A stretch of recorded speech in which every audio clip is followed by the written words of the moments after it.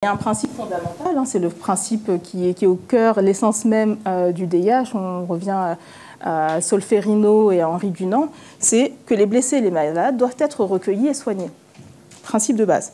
Qu'il s'agisse d'ailleurs de civils ou de combattants blessés qui ont été mis hors de combat.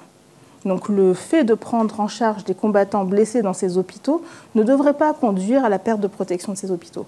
Et cette règle coutumière, elle a été étendue de manière assez logique aux structures médicales et au personnel de santé.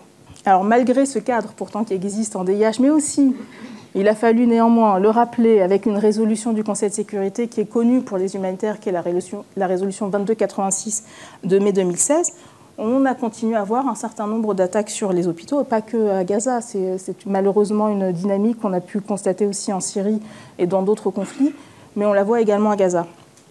Et là, on retrouve un point commun, c'est une rhétorique, c'est une mécanique bien huilée, c'est de justifier ces attaques sur ces biens protégés en expliquant que dans ces structures, on peut retrouver des combattants terroristes.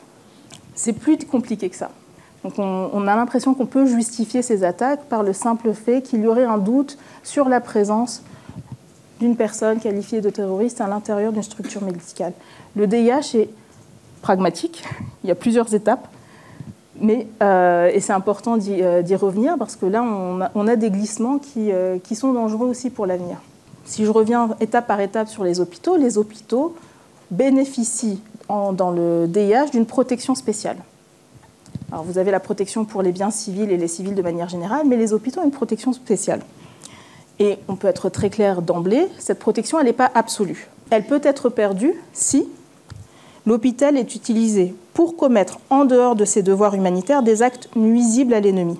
Et il est précisé que le fait que des militaires blessés ou malades soient traités dans ces hôpitaux ne sera pas considéré comme un acte nuisible. C'est spécifiquement, et là je vous le cite, les conventions. Alors cela ne signifie pas pour autant que l'hôpital va perdre automatiquement sa protection et deviendra automatiquement un objectif militaire.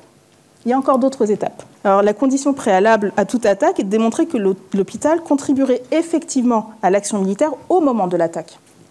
Donc, des supputations sur des cibles militaires qui seraient passées par l'hôpital ne seraient pas suffisantes. Il faut montrer qu'au moment de l'attaque, il y a une cible militaire présente et que cette attaque procurera à celui qui la lance un avantage militaire certain.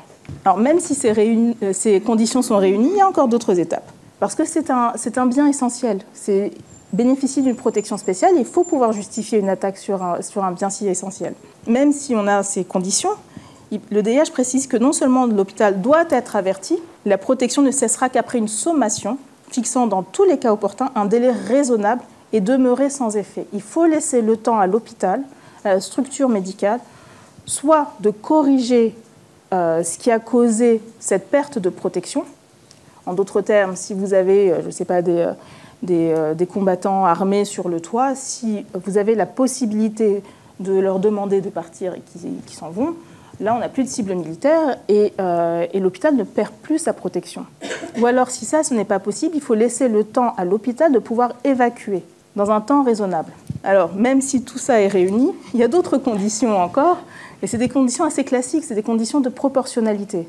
C'est-à-dire qu'il faut qu'il y ait une évaluation entre les conséquences pour ce bien spécialement protégé et l'objectif militaire que vous recherchez. En d'autres termes, toutes les mesures possibles pour réduire au minimum les dommages causés aux civils et aux infrastructures dont les hôpitaux, principe de précaution, doivent être prises et que toute attaque dont on peut raisonnablement prévoir que les dommages causés l'emporteront sur l'avantage militaire concret et direct est une attaque disproportionnée et ne doit pas être poursuivie. Le DIH est très clair, vous avez un certain nombre d'étapes. Alors il faut rappeler aussi que toutes les parties au conflit ont l'obligation non seulement de respecter, et là on est sur le ne pas attaquer, mais aussi de protéger activement les structures de santé contre les effets continus de la violence. Donc les coupures d'électricité, de l'eau, du carburant dans les hôpitaux constituent en ce sens une violation de l'obligation de protéger les structures médicales. Mais aussi, parallèlement, le fait de placer des objectifs militaires à proximité de ces hôpitaux ou en leur sein est aussi une violation de cette obligation de protéger les structures médicales. Et ce que je voudrais dire aussi, c'est que là, ça va au-delà de la simple destruction physique et matérielle d'un hôpital. Les conséquences sont aussi très importantes. Elles sont importantes, pourquoi? Parce que ça impacte non seulement la fourniture d'un espace sécurisé pour les blessés et les malades, la confiance que les blessés et les malades peuvent avoir dans ces lieux de soins. Ça peut en dissuader donc beaucoup d'aller se faire soigner en raison des attaques qui sont menées. Et ça provoque inéluctablement une dégradation importante de la capacité de soigner à un moment pourtant où on en a beaucoup besoin.